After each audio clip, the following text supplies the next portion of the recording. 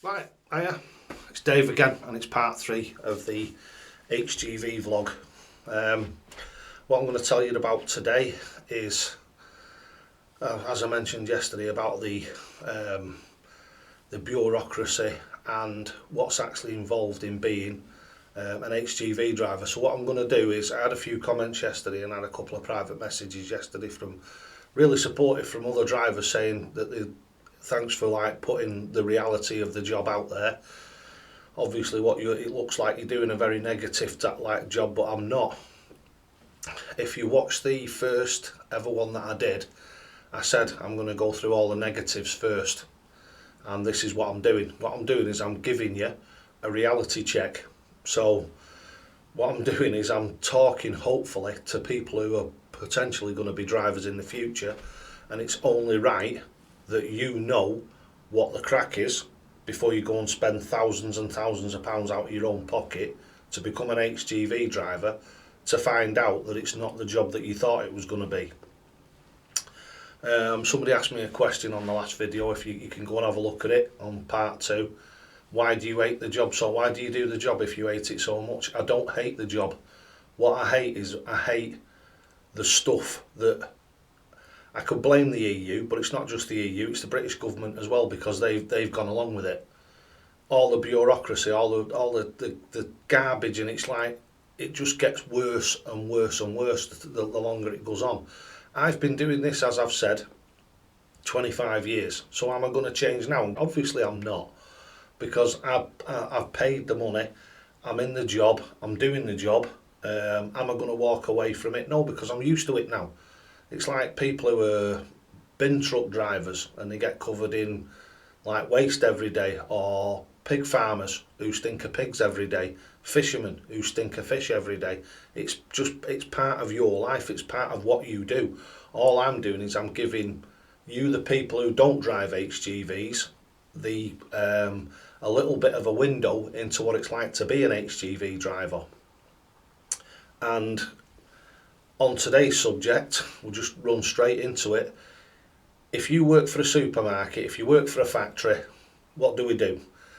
I used to work for a factory when I was a young lad. I used to work in a place called Wolsey's, if you remember the meat factory, and I used to work in the bakehouse. I used to go in at the beginning of my shift, I'd clock in, I'd put my overalls on, I'd turn up at my machine and I'd start working. It's not like that for an HGV driver. What I'll do is I'll take you through a day of what I have to do, the bureaucracy that I have to go through every day.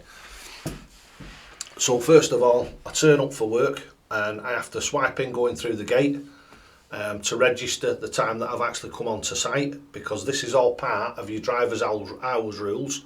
So when I swipe onto site, I've actually started my shift, and that's before I even go and clock in. That takes a permanent fixed time of when you've actually come onto the site. When you walk up to the nearest clock machine and you swipe your card, we have touch cards, so you touch your card in, and that registers the time that you started work. Now you've got to write that down either on the back of your hand or on a piece of paper or something, because in anything between 15 minutes and 2 hours or something like that, you're going to have to remember to the minute when you clocked in. And I don't mean to within 10-15 minutes or just somewhere close. You've got to be absolutely accurate with it, because if you're not, you get what we call infringements, and you'll hear about these right the way through this video, infringements. And this is all part of the way that you are regulated. And like I say, you're regulated to within an inch of your life. We're regulated as much, if not more, than an airline pilot. And for a working class bloke, obviously an airline pilot is earning crazy amounts of money compared to what we earn, but we're a working class bloke, but we're held to the same sort of standards as them. It's like I say, I consider it to be ridiculous. So you clock in, right, you've got to make a note of that time, because you've got to be absolutely accurate to within 2 minutes at the moment. But companies now are saying that you should really be accurate to within the actual minute itself of everything that you do. So you clock in, you go in to a transport office, and it doesn't really matter which place you all holidays have transport offices. You're told what you're going to be doing during the day, or a rough outline of what you might be doing. I'm pretty lucky, like I say, I'm on a fixed job, but a lot of drivers are not on fixed jobs at other companies, and this is a general thing. It's not about what I do, it's what every HGV driver does. So then what you've got to do is you go in and you're briefed, you're given your paperwork. Then I don't know what it's like at other places, but we have to fill a PDA in. So we have to put all our vehicle details into it. You're given your vehicle details in the office, and you've got to put all those vehicle details into your PDA. And then what you've got to do is you've got to go out, find your truck. If it's on a bay, loaded or being loaded, you've got to go and find where your truck is. When your vehicle's loaded, you can then enter the vehicle. When you enter the vehicle, you've then got to start messing about with this machine that's on the top. It used to be called a spy in the cab. It's a tachograph. We used to have cards in it, so there used to be a disc that used to go in it. Now it's an electronic digicard, so that's what we call them, digicards. So it's your digital tachograph card. So what you do is, it's like a credit card with your face on it, and it's a bit like your licence. So what you do is you put that in, and then what you've got to do is, from yesterday or the last time you finished work, you've got to know exactly what time you clocked out to within 2 minutes. So again, what I do is I take a photograph of it every night of the clock machine for when I clock out. And even when you do that, the actual computer systems, wherever the people do the analysis of the tachograph cards, the people who are there, I don't know whether it's their fault, whether they're lazy, whether they're bad at inputting or whatever, but we get infringements saying that we've not done what we have done. And that is why I take photographs of the clocking out machine, because I get infringements pretty regularly, not on a weekly basis because I'm quite good at it, but there's some lads out there that think that get infringements every week, 2 or 3 a week every week. And this is like another thing. It's like a naughty boy thing, and it goes in your file, in your personal file. So all those infringements throughout your driving career can then be held against you when you go to another employer, or if you end up doing something really bad, which obviously you shouldn't do, and you end up in front of the traffic commissioner, he can then turn around and pull this big stack of infringements out that you've done, and I would say probably 50% of them are meaningless, absolutely meaningless. With it, like I say, if you clock in and you, instead of putting, say you've clocked in at 10 o'clock in the morning, and you put in 10:05, that's an infringement. So that 5 minutes, and it's just, and it, like I say, I find it absolutely ridiculous. So anyway, let's crack on. So you put your card in, you put all your details in, you pray to God that you've got it right, because obviously when summertime and what have you swings backwards and forwards, sometimes the clocks in the vans don't swing backwards and forwards. You've put your card in because it's BST and all this, that and the other. It's just absolute minefield. You put your card in, it could, if it's the change of the Sunday, like me, I could have finished on the Friday, I might not be back into the following Wednesday after BST turns back to normal GMT. And when I put my card in then, if somebody hasn't changed the clock on the actual vehicle itself, then that's another infringement. So it's just one thing after another. It's just churning infringements. Bad and naughty boy things for absolutely nothing. So you've got your card in, you've done all the messing about, and hopefully, you, like you say, pray to God you've got it all right. Then what you've got to do is you've got to draw your vehicle off the bay. So you draw your vehicle off the bay into the middle of the yard, and then you've got to do 15 minutes of going round it and making sure that it's absolutely spot on for the road. So you have to check. It used to be called wallet years ago, but obviously it's 10 times more complicated now than it was then. The actual PDAs that we have about 30 things on them that you've got to check. There's 30 boxes that you've got to tick to say that are spot on before you can go out on the road. So obviously you've got to go through all them. 99.9% of the stuff on them is alright and you can check it, but it asks you if the steering is operating correctly and this, that and the other, and you just wouldn't know that. If there was a fault with the steering, you wouldn't know that until you started driving it. So how you can do that on a pad stationary is beyond me. You can test the brakes when you're pulling it off a bait and move it 6 or 8 or 10 foot forward, but that isn't the same as braking down from 50 odd miles an hour. So if there's something wrong with the brakes that you're unaware of, and then something happens out on the road, you're still responsible for it. So you've got to do all those checks. So alright, we've gone round, we've done all those checks, you've got to check all your lights, your mirrors, your windows, your tail lift. You've got to check literally everything on the vehicle. You've got to check your wheel nuts to make sure they have indicators on them to make sure that they haven't come loose or anything like that. Your tyres, you've got to check all your tyres, and obviously on a truck you've got a lot more than you have on a car. They're a lot different than they are on a car. Our trucks are super singles, some of them are twins, so you've got to reach in to the back and try and get your hand around them to make sure that they've got enough tread on them, and then you've got to be bending down to have a look underneath to make sure that there's no lumps missing out of the tyres and what have you. So it's quite an in-depth thing. It takes about 10-15 minutes to do it when you're proficient at it. Obviously before you're proficient at it, it takes a fair bit longer than that.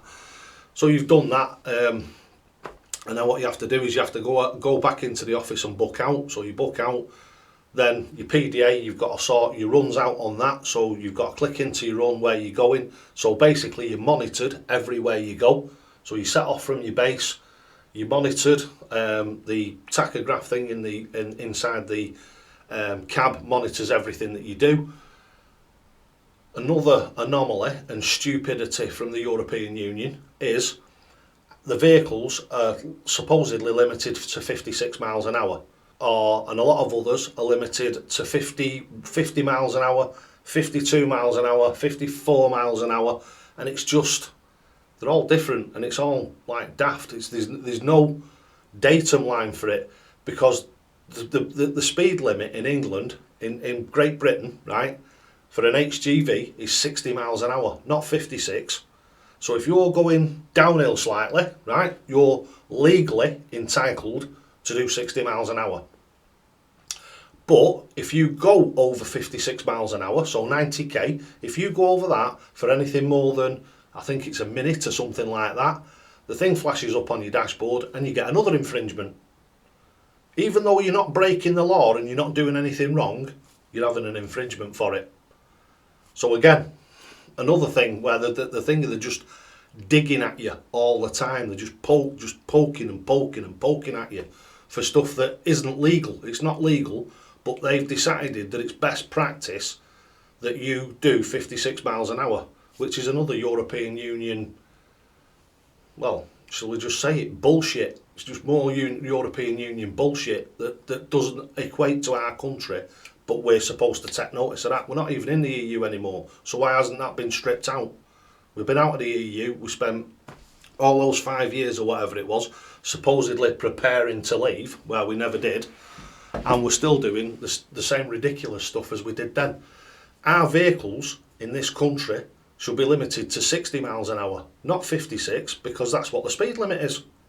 But the companies use the front of it saves fuel, but it doesn't. But that's more stuff that I can go into, is vehicle economy and vehicle use and all that sort of stuff. We can go into that as well in later videos, where they turn around and think because they're restricting it from 56 miles an hour to 50 miles an hour, they're saving fuel. But it's all cockamamie bull poo.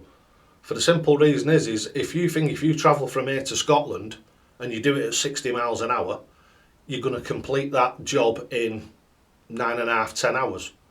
If you do it at 50 miles an hour, it's going to be a 15-hour day. For the simple reason is because of the breaks you've got to take. And that what I said I was going to do today about driver's hours, I'm going to do that tomorrow. But like I say, so what I do now is I set off, diverging again, set off to wherever I'm going. So I go to my first drop and I do my first drop. I get in there, I get on the bay, get me thinking me 1 pallet off or whatever it is, or my 10 pallets or my 20 pallets off, and then on to your next drop. So you go around, you come back at night time. Like I say, it can be anything. Now it's pretty regular for me, but other drivers it's totally different for. So other drivers may have a different opinion of this, especially trampers and what have you, because they go from one job to another over 5 days rather than just being at home of a night time and doing a job and getting back. So you get back at night time, you've got to do all your daily checks again to make sure that the vehicle is alright for you to leave for the next bloke. And yeah, you do them again, and then the vehicle might stand around all night, and then somebody else might pick it up tomorrow and they've got to do all those checks all over again, even though you've already just done them. So it's just, I don't know. I can understand why it's done, but a walk round check should, if everybody does the defects properly, then a walk round check should be sufficient. So then what you do is you go back into, you've done it, you've put it onto the bay for it to be unloaded, or you've put it onto the empties bay, or you've parked it up. Then what you've got to do, like I say, you've done your daily checks, you've got to fuel your vehicle up, you've got to put AdBlue in it, drive it round, park it up. Then what you've got to do is you've got to go back in for your debrief. So then what you do is you go in, before you go in, you've got to, in your PDA thing, you've got to put all your details back into it again, and you've got to do all your daily check things, you've got to tick all them off again, and you've got to sign your name for it. So on the way out in the morning, after you've done your daily checks, to say that you've got your daily checks and all your load and everything's correct. So even though when you look in the back of it, you can only see the back of the load, you don't know what's further up, you're signing to say all that load is correct. You don't know whether it's correct or not. You don't know whether it's strapped off properly in the amount of places down the wagon that it's meant to be strapped off, because you can't see it, but you've still got to sign for it, whether you've seen it or not. And you can't see it, so it just doesn't make any sense. Another thing that doesn't make any sense. But you've done all that, you come back, you think you're going home, and again, what you've got to do, take your card out, put all the details in it for your end of shift, go in, do your debrief, go to clock out, and then when you go to clock out, as I mentioned earlier on right at the beginning of the video, you have to take a photograph of the actual clocking in machine. Other lads write it down, some other lads can remember it, I suppose. I mean, I don't know what other people do, I only know what I do.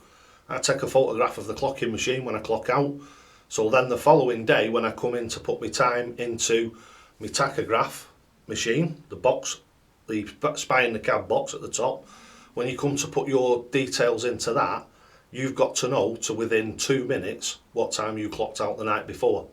So if you've not got a right good memory and you put 3 minutes difference, or 4 minutes or 5 minutes difference, it's not the law, but it's what our company presumes to be best practice, is to make it easier for the people who sit behind desks in another part of the company where they do analyse the daily shifts and the tachograph infringements and stuff like that. You know, the people who give you all those bits of paper that you've got to sign that are, again, in my opinion, meaningless.